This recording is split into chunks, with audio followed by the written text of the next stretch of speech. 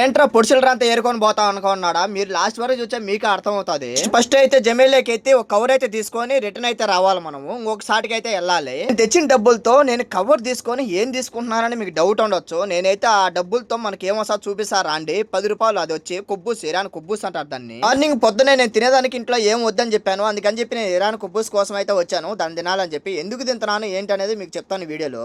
పొద్దున్న ఒక ఇరాన్ కుబ్బూస్, మధ్యలో వచ్చి లైట్ గా తింటాను. మళ్ళీ నైట్ వచ్చి ఒక ఇరాన్ కుబ్బూస్ తింటాను నేను.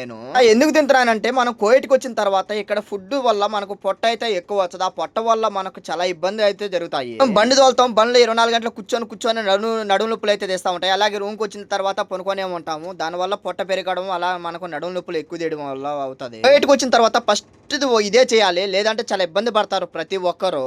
అయితే ఎక్కువ తినకూడదు. కోయిట్ లో ఎక్కువ రైస్ తిన్నామంటే మనకు అనేది పొట్ట అయితే ముందుకు వచ్చి తనుకొని వచ్చేస్తుంది. అందుకని చెప్పి మనం లైట్ గా అయితే తినాలి. ఇప్పుడు ఆ బాధ నేను అనుభవించిన పాటికి నేను అందుకే ఇప్పుడు లైట్ గా నేను అన్నం పెట్టుకొని అలాగే కొబ్బుసి తిని అలాగే బతుకుతాను నేను. ఇంట్లో అయితే పొద్దున నైట్ అయితే నాకు తిండి అయితే ఇవ్వద్దని చెప్పాను.